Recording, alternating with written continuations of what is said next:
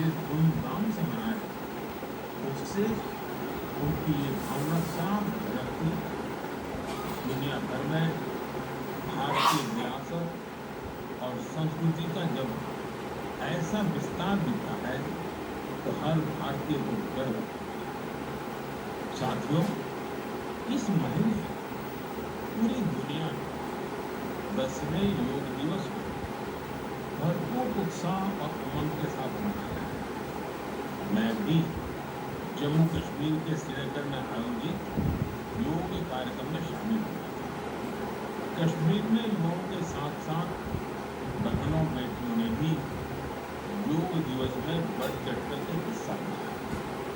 जैसे जैसे योग दिवस का आयोजन आगे बढ़ रहा है, नए नए रिकॉर्ड्स बन रहे हैं। दुनिया भर में योग दिवस में कई शानदार उपलब्धियां हासिल हुई। सऊदी अरब में पहली बार एक महिला अल हनौफ साजी ने कॉमन योगा प्रोटोकॉल को लीड किया।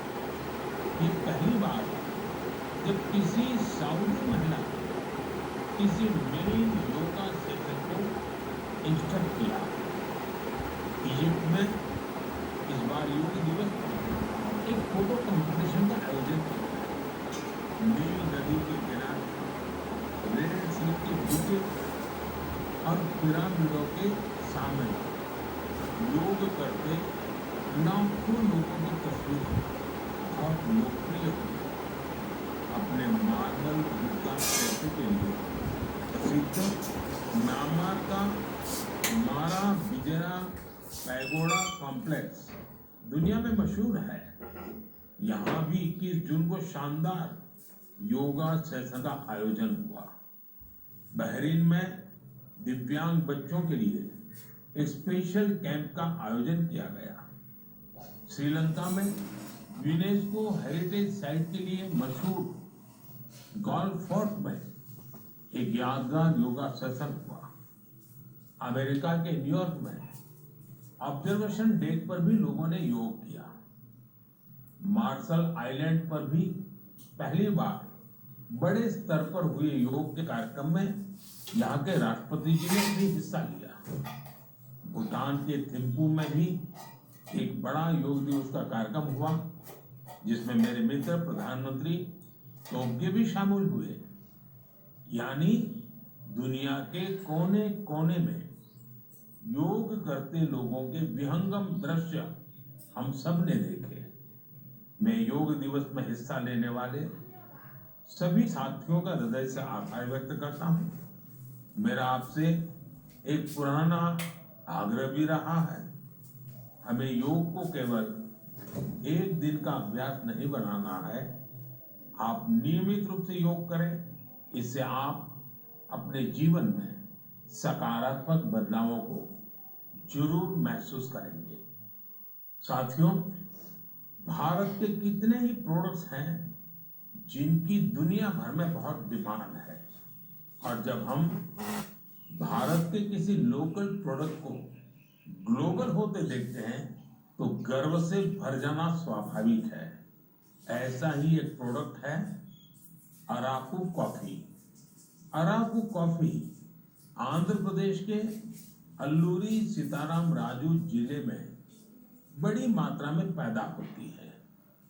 ये अपने रिच फ्लेवर और अरोमा के लिए जानी जाती है।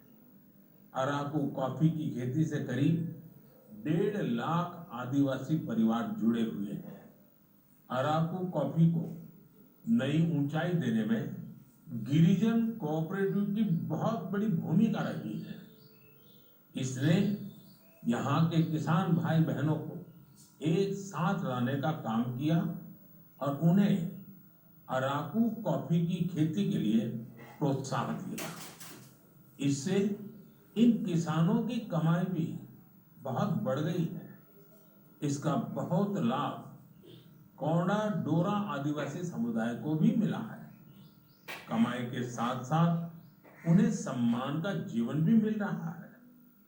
मुझे याद है, एक बार विशाखापत्तनम में आंध्र प्रदेश के मुख्यमंत्री चंद्रबाबू नायडू गारू के साथ मुझे इस कॉफी का स्वाद लेने का मौका मिला था। इसके टेस्ट की तो पूछिए ही मत, कमाल की होती है ये कॉफी। अराकू कॉफी को कई ग्लोबल अवार्ड्स मिले हैं। दिल्ली में हुई G20 समिट में भी कॉफी छाई हुई थी। आपको जब भी अवसर मिले आप भी अराकू कॉफी का आनंद जरूर लें। साथियों, लोकल प्रोडक्ट को ग्लोबल बनाने में हमारे जम्मू कश्मीर के लोग भी पीछे नहीं है। पिछले महीने जम्मू कश्मीर ने जो कर दिखाया है वो देश भर के लोगों के लिए भी एक मिसाल है। यहाँ के पुलवामा से स्नो पीच की पहली खेप लंदन भेजी गई। कुछ लोगों को ये आइडिया सूझा कि कश्मीर में उगने वाली एक्सोटिक वेजिटेबल्स को क्यों न दुनिया के नक्शे पर लाया जाए। बस फिर क्या था, चकुरा गांव के अब्दुल राशिद मीर जी इसके लिए सबसे पहले आगे आए। उन्होंने गांव के अन्य किसानों की जमीन को एक साथ मिलाकर स्नो पीस उगाने का काम शुरू किया और देखते ही देखते स्नो पीस कश्मीर से लंदन तक पहुंचने लगी। इस सफलता ने जम्मू कश्मीर के लोगों की समृद्धि के लिए नए द्वार खोले हैं। हमारे देश में ऐसे यूनिक प्रोडक्ट्स की कमी नहीं है। आप ऐसे प्रोडक्ट्स को #MyProductMyPride के साथ जरूर शेयर करें। मैं इस विषय पर आने वाले मन की बात में भी चर्चा करूंगा। मम प्रियाः देशवासिनः अद्य अहम किंचित चर्चा संस्कृत भाषायाम आरभे। आप सोच रहे होंगे कि मन की बात में अचानक संस्कृत में क्यों बोल रहा हूं। इसकी वजह है आज संस्कृत से जुड़ा एक खास अवसर। आज 30 जून को आकाशवाणी का संस्कृत बुलेटिन अपने प्रसारण के 50 साल पूरे कर रहा है। 50 वर्षों से लगातार इस बुलेटिन ने कितने ही लोगों को संस्कृत से जोड़े रखा है। मैं ऑल इंडिया रेडियो परिवार को बधाई देता हूं। साथियों, संस्कृत की प्राचीन भारतीय ज्ञान और विज्ञान की प्रगति में बड़ी भूमिका रही है। आज के समय की मांग है कि हम संस्कृत को सम्मान भी दें और उसे अपने दैनिक जीवन से भी जोड़ें। आजकल ऐसा ही एक प्रयास बेंगलुरु में कई और लोग कर रहे हैं। बेंगलुरु में एक पार्क है, कब्बन पार्क। इस पार्क में यहाँ के लोगों ने एक नई परंपरा शुरू की है। यहाँ हफ्ते में एक दिन हर रविवार बच्चे, युवा और बुजुर्ग आपस में संस्कृत में बात करते हैं। इतना ही नहीं, यहाँ वाद विवाद के कई सेशन भी संस्कृत में ही आयोजित किए जाते हैं। इनकी इस पहल का नाम है संस्कृत वीकेंड। इसकी शुरुआत एक वेबसाइट के जरिए समष्टि गुब्बी जी ने की है। कुछ दिनों पहले ही शुरू हुआ ये प्रयास बेंगलुरु वासियों के बीच देखते ही देखते काफी लोकप्रिय हो गया है। अगर हम सब इस तरह के प्रयास से जुड़े तो हमें विश्व की इतनी प्राचीन और वैज्ञानिक भाषा से बहुत कुछ सीखने को मिलेगा। मेरे प्यारे देशवासियों, मन की बात के इस एपिसोड में आपसे जुड़ना बहुत अच्छा रहा। अब ये सिलसिला फिर पहले की तरह चलता रहेगा। अब से एक सप्ताह बाद पवित्र रथ यात्रा की शुरुआत होने जा रही है। मेरी कामना है कि महाप्रभु जगन्नाथ की कृपा सभी देशवासियों पर सदैव बनी रहे। अमरनाथ यात्रा भी शुरू हो चुकी है और अगले कुछ दिनों में पंढरपुर वारी भी शुरू होने वाली है। मैं इन यात्राओं में शामिल होने वाले सभी श्रद्धालुओं को शुभकामनाएं देता हूं। आगे कच्छी नववर्ष, आषाढ़ी बीज का त्योहार भी है। इन सभी पर्व त्योहारों के लिए भी आप सभी को ढेर सारी शुभकामनाएं। मुझे विश्वास है कि पॉजिटिविटी से जुड़े जन भागीदारी के ऐसे प्रयासों को एक बार फिर आपके बीच, अपने परिवारजनों के बीच आया हूं। एक बड़ी प्यारी सी उक्ति है, इति विदा पुनर्मिलनाय। इसका अर्थ भी उतना ही प्यारा है। मैं विदा लेता हूं फिर मिलने के लिए। इसी भाव से मैंने फरवरी में आपसे कहा था कि चुनाव नतीजों के बाद फिर मिलूंगा, और आज मन की बात के साथ मैं आपके बीच फिर हाजिर हूं। उम्मीद है आप सब अच्छे होंगे, घर में सबका स्वास्थ्य अच्छा होगा। और अब तो मानसून भी आ गया है, और जब मानसून आता है तो मन भी आनंदित हो जाता है। आज से फिर एक बार हम मन की बात में ऐसे देशवासियों की चर्चा करेंगे जो अपने कामों से समाज में, देश में बदलाव ला रहे हैं। हम चर्चा करेंगे हमारी समृद्ध संस्कृति, गौरवशाली इतिहास की और विकसित भारत के प्रयास की। साथियों, फरवरी से लेकर अब तक जब भी महीने का आखिरी रविवार आने को होता था, तब मुझे आपसे इस संवाद की बहुत कमी महसूस होती थी। लेकिन मुझे ये देखकर बहुत अच्छा भी लगा कि इन महीनों में आप लोगों ने मुझे लाखों संदेश भेजे। मन की बात रेडियो प्रोग्राम भले ही कुछ महीने बंद रहा हो, लेकिन मन की बात का जो स्पिरिट है, देश में, समाज में हर दिन अच्छे काम, निस्वार्थ भावना से किए गए काम, समाज पर पॉजिटिव असर डालने वाले काम निरंतर चलते रहे। चुनाव की खबरों के बीच निश्चित रूप से मन को छू जाने वाली ऐसी खबरों पर आपका ध्यान गया होगा। साथियों, मैं आज देशवासियों को धन्यवाद भी करता हूं कि उन्होंने हमारे संविधान और देश की लोकतांत्रिक व्यवस्थाओं पर अपना अटूट विश्वास दोहराया है। 24 का चुनाव दुनिया का सबसे बड़ा चुनाव था। दुनिया के किसी भी देश में इतना बड़ा चुनाव कभी नहीं हुआ, जिसमें 65 करोड़ लोगों ने वोट डाले हैं। मैं चुनाव आयोग और मतदान की प्रक्रिया से जुड़े हर व्यक्ति को इसके लिए बधाई देता हूं। मेरे प्यारे देशवासियों, आज 30 जून का यह दिन बहुत ही महत्वपूर्ण है। इस दिन को हमारे आदिवासी भाई बहन हूल दिवस के रूप में मनाते हैं। यह दिन वीर सिद्धो कान्हू के अदम्य साहस से जुड़ा है, जिन्होंने विदेशी शासकों के अत्याचार का पुरजोर विरोध किया था। वीर सिद्धो कान्हू ने हजारों संथाली साथियों को एकजुट करके अंग्रेजों का जी जान से मुकाबला किया। और जानते हैं कब हुआ था? यह हुआ था 1855 में, यानी फिर 1857 में भारत के प्रथम स्वतंत्रता संग्राम से भी 2 साल पहले हुआ था।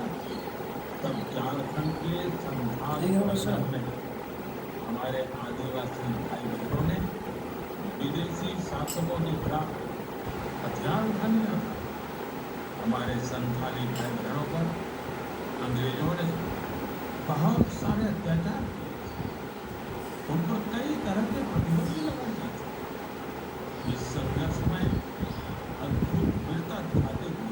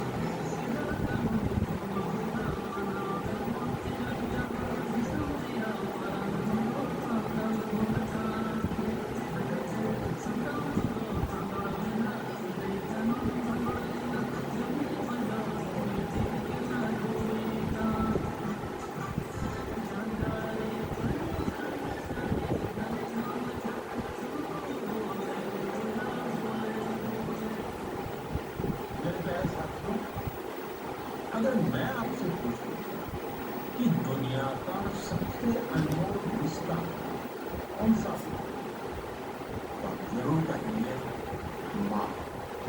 हम सबके जीवन में माँ का दर्जा सबसे ऊंचा है।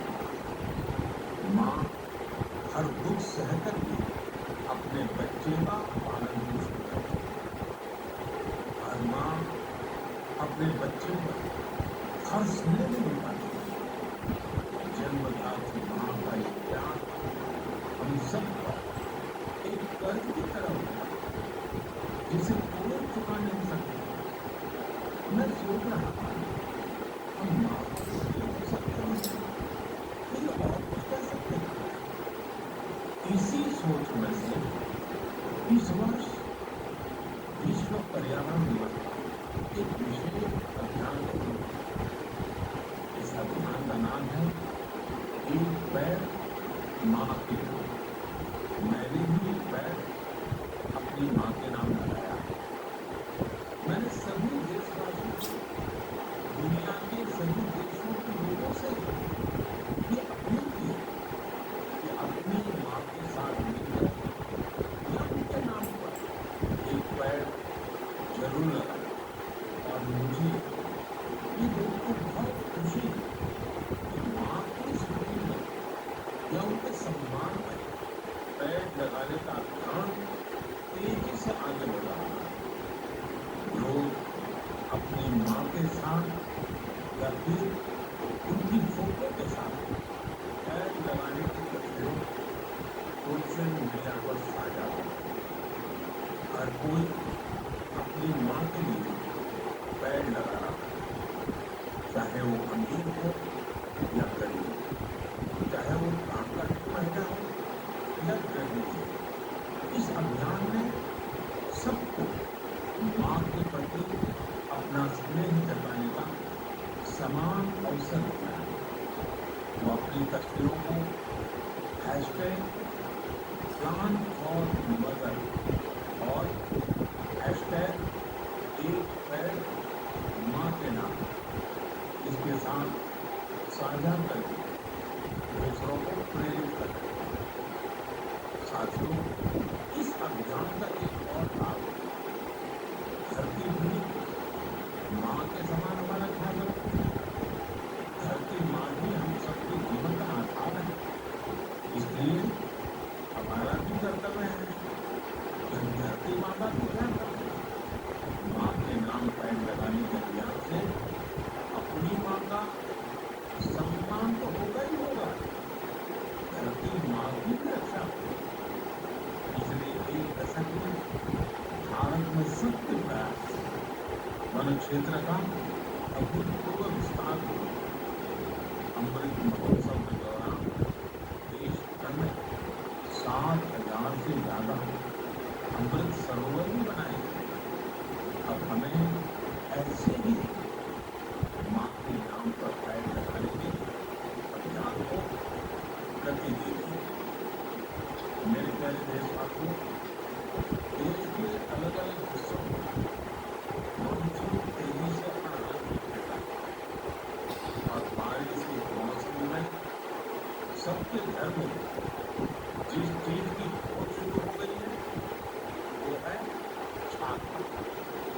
मन की बात में आज मैं आपको एक खास तरह के छातों के बारे में बताना चाहता हूँ।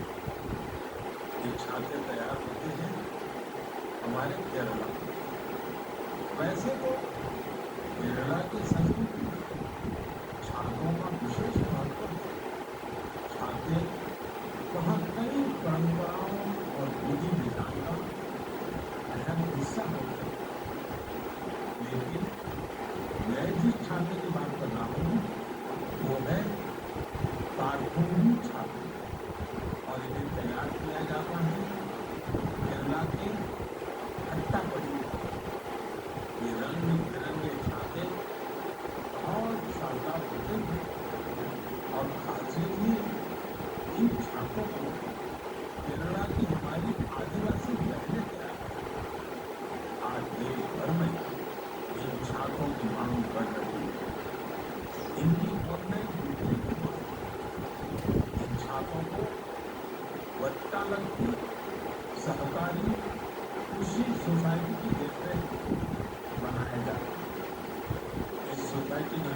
केवल हमारी नारी शक्ति के पास है, महिलाओं के नेतृत्व में अट्टा पड़ी के अंदर से समुदाय एंटरप्रेन्योरशिप की अद्भुत मिसाल पेश की। इस सोसाइटी ने एक बैम्बू हैंडीक्राफ्ट यूनिट की भी स्थापना की। अब ये लोग एक रिटेल आउटलेट और एक पारंपरिक कैफे कम्युनिटी की तैयारी है। इनका मकसद सिर्फ अपने छाते और अन्य उत्पाद बेचना ही नहीं, बल्कि ये अपनी परंपरा, अपनी संस्कृति से भी दुनिया को परिचित करा रहे हैं। आज कार्टून की छापों केरला के छोटे से गांव से लेकर मल्टीनेशनल कंपनियों तक का सफर पूरा कर रहे हैं। लोकल के लिए वोकल होने का इससे बेहतरीन उदाहरण और क्या होगा। मेरे प्यारे देशवासियों, अगले महीने इस समय तक पेरिस ओलंपिक शुरू हो। मुझे विश्वास है कि आप सब ओलंपिक खेलों में भारतीय खिलाड़ियों का उत्साह बढ़ाने का इंतजार कर रहे हैं। मैं भारतीय दल ओलंपिक खेलों की बहुत बहुत शुभकामनाएं देता हूं। हम सबके मन में टोक्यो ओलंपिक की यादें अब भी ताजा है। टोक्यो में हमारे खिलाड़ियों के प्रदर्शन हर भारतीय का दिल जीत। टोक्यो ओलंपिक के बाद से ही हमारे एथलीट्स पेरिस ओलंपिक की तैयारियों में जी जान से जुटे हैं। सभी खिलाड़ियों को मिला के इन सब ने करीब 900 इंटरनेशनल कंपटीशन में हिस्सा लिया है। ये काफी बड़ी संख्या है। साथियों, पेरिस ओलंपिक में आपको कुछ चीजें पहली बार देखने को मिलेगी। शूटिंग में हमारे खिलाड़ियों की प्रतिभा निकल कर सामने आ रही है। टेबल टेनिस में मैन और वुमेन दोनों टीमें क्वालिफाई कर चुकी हैं। भारतीय शॉटगन टीम में हमारी शूटर बेटियां भी शामिल हैं। इस बार कुश्ती और घुड़सवारी हमारे दल के खिलाड़ी उन कैटेगरी में भी कम्पीट करेंगे जिनमें पहले में कभी शामिल नहीं हुए। इससे आप ये अनुमान लगा सकते हैं इस बार हमें खेलों में अलग लेवल का रोमांच नजर आएगा। आपको ध्यान होगा कुछ महीने पहले वर्ल्ड पारा एथलेटिक्स चैंपियनशिप हमारी बेस्ट परफॉर्मेंस रही। वहीं टेनिस और बैडमिंटन में हमारे खिलाड़ियों ने प्रदर्शन लगाया। अब पूरा देश उम्मीद कर रहा है कि हमारे खिलाड़ी ओलंपिक्स में भी बेहतरीन प्रदर्शन करेंगे।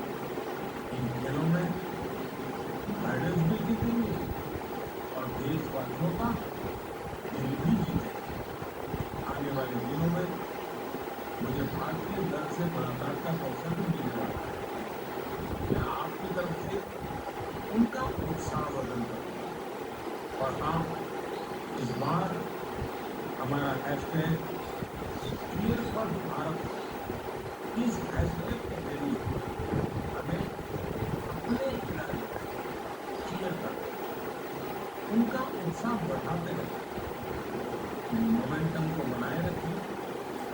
आपका ये मोमेंटम भारत का मैजिक दुनिया को दिखाने में मदद करेगा।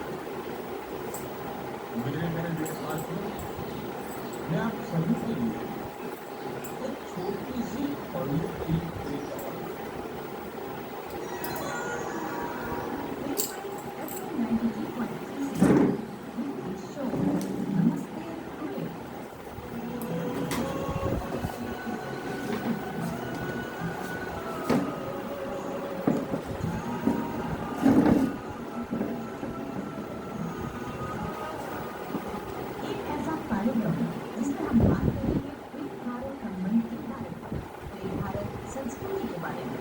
और इस रिश्ते के बारे में जो दोनों देशों को अलग अलग क्षेत्रों में जोड़ता है। इस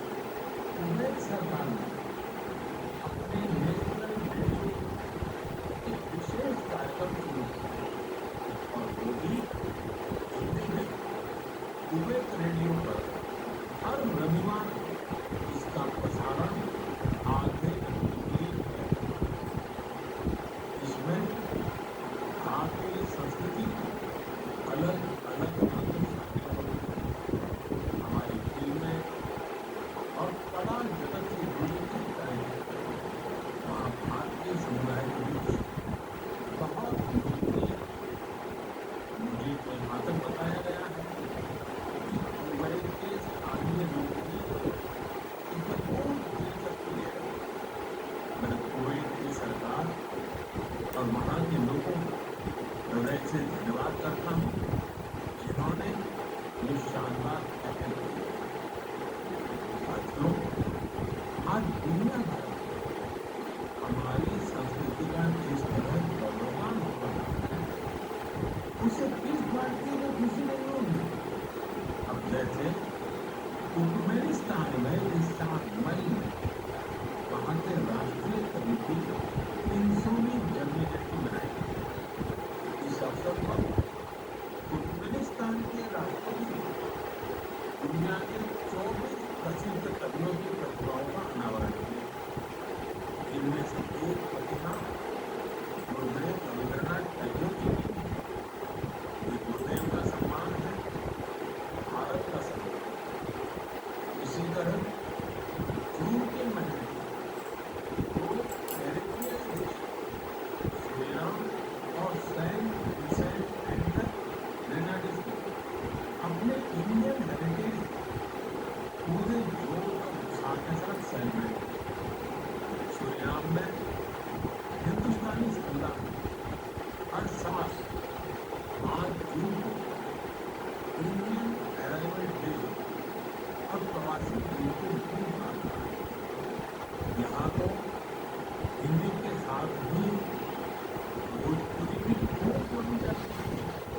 सेंट विंसेंट एंड द ग्रेनाडीज में रहने वाले हमारे भारतीय मूल के भाई बहनों की संख्या भी करीब 6000 है। उन सबको अपनी विरासत पर बहुत गर्व है। एक उनको इन सब इंडियन अराइवल डे जिस धूमधाम से मनाए, उससे उनकी ये भावना साफ झलकती है। दुनिया भर में भारतीय विरासत और संस्कृति का जब ऐसा विस्तार होता है तो हर भारतीय को गर्व है। साथियों, इसी महीने पूरी दुनिया 10वें योग दिवस भरपूर उत्साह और उमंग के साथ मनाती है। मैं भी जम्मू कश्मीर के श्रीनगर में आयोजित योग के कार्यक्रम में शामिल हुआ। कश्मीर में योग के साथ साथ बहनों बेटियों ने भी योग दिवस में बढ़ चढ़कर के हिस्सा लिया। जैसे जैसे योग दिवस का आयोजन आगे बढ़ रहा है, नए नए रिकॉर्ड्स बन रहे हैं। दुनिया भर में योग दिवस पर कई शानदार उपलब्धियां हासिल हुई हैं। सऊदी अरब में पहली बार एक महिला अल Hanouf cycle common yoga protocol को ली। ये पहली बार जब किसी सऊदी महिला किसी मुस्लिम योगा सेशन को इंस्ट्रक्ट किया। इजिप्ट में इस बार योग दिवस पर एक फोटो कंपटीशन का आयोजन किया। नील नदी के किनारे के नीचे और पिरामिडों के सामने योग करते लाखों लोगों की तस्वीर बहुत मुश्किल अपने मार्बल बुद्धा स्टेचू के लिए प्रसिद्ध म्यांमार का मारा विद्या सैगोड़ा कॉम्प्लेक्स दुनिया में मशहूर है। यहाँ भी इनको शानदार योगा सेशन का आयोजन किया। बहरीन में दिव्यांग बच्चों के लिए स्पेशल कैंप का आयोजन किया गया। श्रीलंका में यूनेस्को हेरिटेज साइट के लिए मशहूर फोर्ट में एक यादगार योगा सेशन किया। अमेरिका के न्यूयॉर्क में ऑब्जर्वेशन डेक पर भी लोगों ने योग किया। मार्शल आइलैंड पर भी पहली बार बड़े स्तर पर हुए योग के कार्यक्रम में यहाँ के राष्ट्रपति जी ने भी हिस्सा लिया। भूटान के थिम्पू में भी एक बड़ा योग दिवस का कार्यक्रम हुआ, जिसमें मेरे मित्र प्रधानमंत्री मोदी भी शामिल हुए। यानी दुनिया के कोने कोने में योग करते हुए मतलब दृश्य हम सब देखते हैं। मैं योग दिवस में हिस्सा लेने वाले सभी साथियों का हृदय से आभार व्यक्त करता हूँ। मेरा आपसे रहा है, हमें योग को केवल एक दिन का अभ्यास नहीं बनाना है। आप नियमित रूप से योग करें, इससे आप अपने जीवन में सकारात्मक बदलावों को जरूर महसूस करेंगे। साथियों, भारत के कितने ही कोर्स हैं जिनकी दुनिया भर में बहुत डिमांड है, और जब हम भारत के किसी लोकल प्रोडक्ट को ग्लोबल होते देखते हैं तो गर्व से भर जाना स्वाभाविक है। ऐसा ही एक प्रोडक्ट है अराकू कॉफी। अराकू कॉफी आंध्र प्रदेश में अल्लूरी सीताराम राजू जी ने बड़ी मात्रा में पैदा किया। ये अपने रिच फ्लेवर और अरोमा के लिए जानी जाती है। अराकू कॉफी की खेती से करीब 1 लाख आदिवासी परिवार जुड़े हुए हैं। अराकू कॉफी नई ऊंचाई देने में लीगल कोऑपरेशन की बहुत बड़ी भूमिका रही है। इसने यहाँ के किसान भाई बहनों एक साथ लाने का काम किया और उन्हें अराकू कॉफी की खेती के लिए प्रोत्साहन दिया। इससे इन किसानों की कमाई बहुत बढ़ गई। इसका बहुत लाभ औरा जोरा आदिवासी समुदाय को भी मिला। कमाई के साथ साथ उन्हें सम्मान का जीवन भी मिला। मुझे याद है एक बार विशाखापट्टनम में आंध्र प्रदेश के मुख्यमंत्री चंद्रबाबू नायडू के साथ मुझे इस कॉफी का स्वाद लेने का मौका मिला। इसके टेस्ट की तो पूछिए ही मत, कमाल की होती है कॉफी। अराकू कॉफी को